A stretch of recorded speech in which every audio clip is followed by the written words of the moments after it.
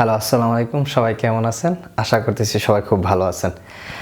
আজকে আমরা সাধারণ জ্ঞান শুরু করব এবং পূর্ব এশিয়ার 5টি দেশ নিয়ে আলোচনা করব। এই আলোচনার পূর্বে একটা উক্তি দিয়ে শুরু করতে চাই। সেটা হচ্ছে, যেই শিক্ষা মজা বা আনন্দের সহিত শেখা হয় সেটা আসলে শিক্ষা না। যে শিক্ষা শিখতে অনেক পরিশ্রম ও কষ্ট করা হয় সেটাই হচ্ছে শিক্ষা। চলেন আজকে আমরা পূর্ব এশিয়ার 5টি দেশ নিয়ে কথা বলবো। পূর্ব এশিয়ার 5টি দেশ কি কি? 1 নম্বর হচ্ছে Mongolia, China, north Korea, south Korea এবং জাপান। কেন এদেরকে পূর্ব এশিয়া বলা হচ্ছে?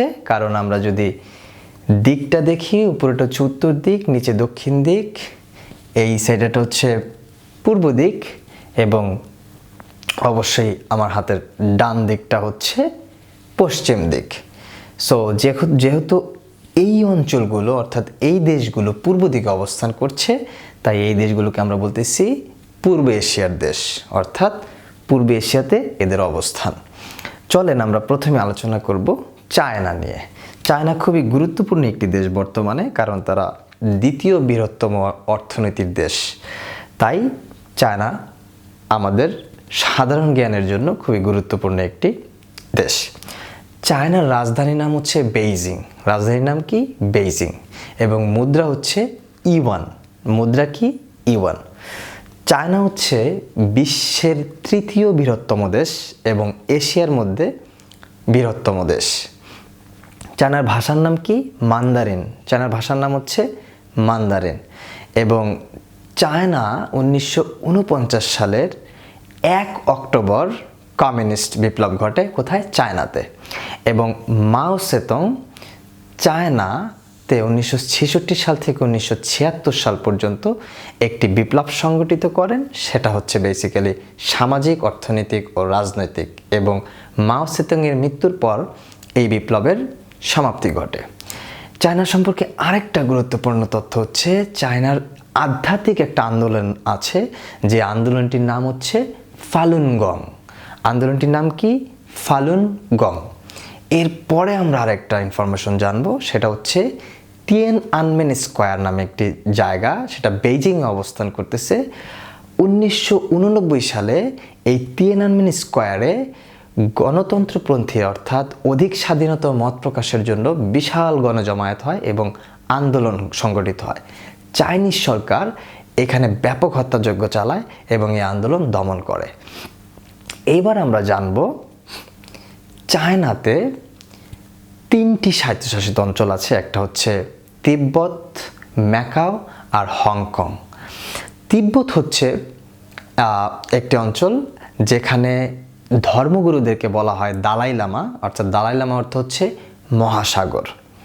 আরেকটি অঞ্চল নাম হচ্ছে হংকং। এটি চায়না ব্রিটিশ সরকারের কাছে 99 বছরের জন্য লিজ দেয়, অর্থাৎ 1898 সালে ব্রিটিশ সরকারকে এই হংকং চায়না লিজ দেয় এবং ব্রিটিশ সরকার 1997 সালে চায়নার কাছে এই হংকং আবার ফেরত দেয়।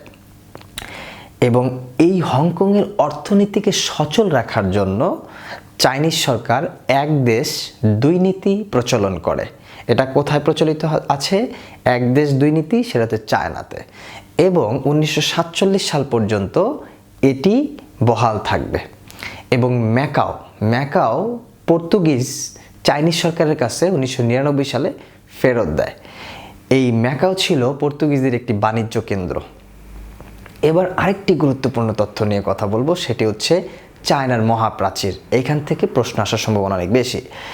চায়নার মহাপ্রাচীর চায়নার উত্তর অঞ্চলে অবস্থিত এবং মাঞ্চুরিয়া ও মঙ্গোলিয়ানদের দ্বারা, অর্থাৎ এই যে মঙ্গোলিয়া এবং মাঞ্চুরিয়াদের থেকে বাঁচার জন্য পূর্বকালীন চাইনিজ সম্রাটরা একটা বিশাল মহাপ্রাচীর গঠন করে, যার দৈর্ঘ্য হচ্ছে 8850 কিলোমিটার।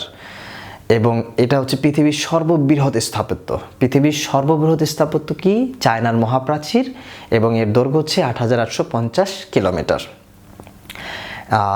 এবং এটি বিশ্ব সৌন্দর্যের একটি অবস্থান এবং ব্যাপক পর্যটন সমাগম হয় চায়নাতে এই মহাপ্রাচীর দেখার জন্য। চায়না দেশের সাথে মোট 14টি দেশের সীমান্ত সংযোগ রয়েছে। কয়টি দেশের? 14টি দেশের সীমান্ত সংযোগ রয়েছে।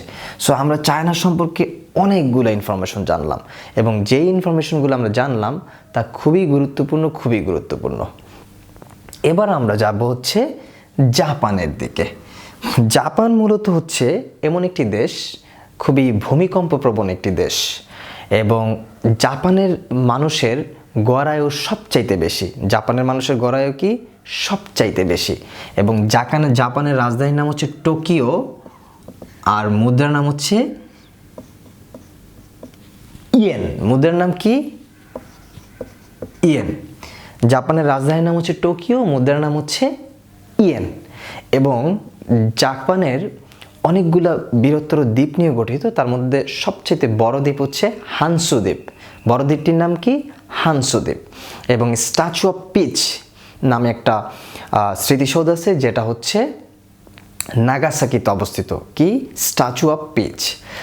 আরও কিছু গুরুত্বপূর্ণ তথ্য জানবো, সেটা হচ্ছে পৃথিবীর প্রথম পারমাণবিক বোমা যেই দেশটিতে ফেলা হয় সেটা হচ্ছে জাপান। জাপানে প্রথম পারমাণবিক বোমা ফেলা হয়, যা যুক্তরাষ্ট্র দ্বিতীয় বিশ্বযুদ্ধের সময় ফেলে এবং এর অবস্থান হচ্ছে জাপানের হিরোশিমা ও নাগাসাকি।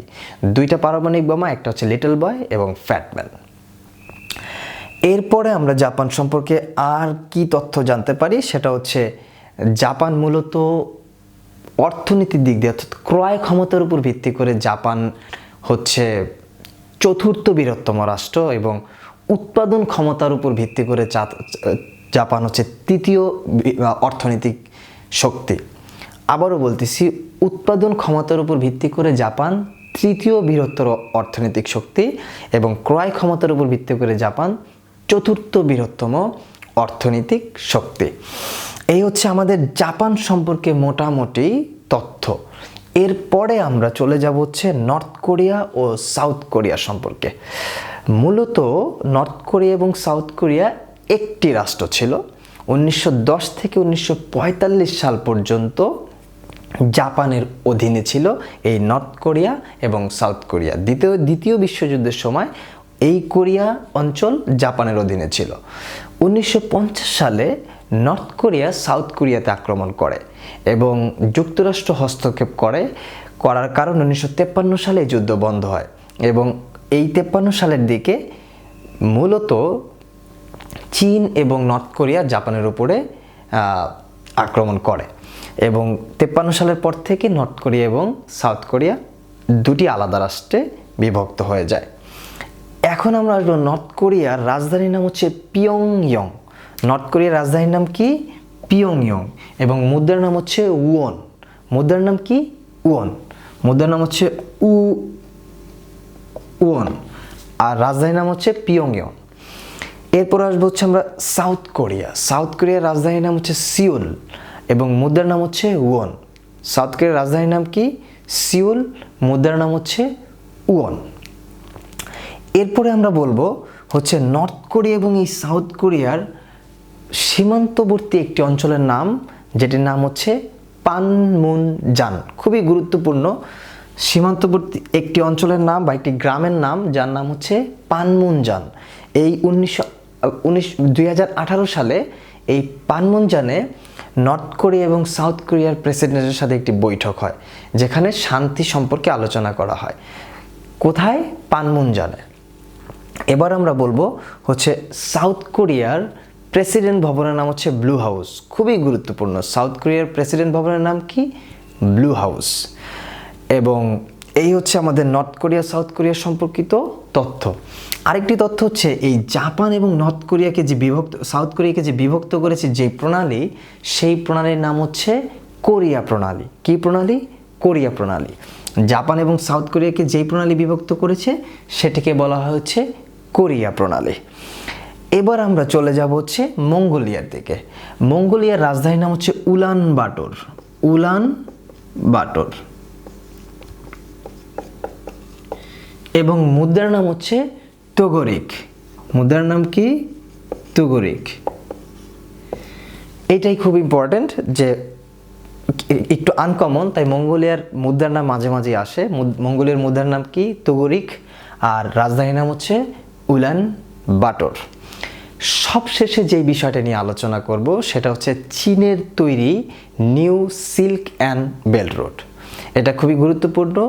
চীন প্রথম এই বিশাল পরিকল্পনার স্বপ্নদ্রষ্টা, যেটা হচ্ছে সিল্ক অ্যান্ড বেল্ট রোড। এটি অর্থনৈতিক দিক দিয়ে এবং রাজনৈতিক দিক দিয়ে ব্যাপক গুরুত্ব রয়েছে এই চীনের তৈরি সিল্ক অ্যান্ড বেল্ট রোড, এবং এটা অনেকগুলো দেশের সাথে সম্পর্কিত। আজকের মতে এখানে শেষ করছি, এবং যেই ইনফরমেশনগুলো দিয়েছি এর বাইরে প্রশ্ন আসার সম্ভাবনা খুব কম। এই ইনফরমেশনগুলো থেকেই যদি এই পূর্ব এশিয়া থেকে কোনো প্রশ্ন আসে তাহলে এখান থেকেই আসবে। সবাইকে ধন্যবাদ। আল্লাহ হাফেজ।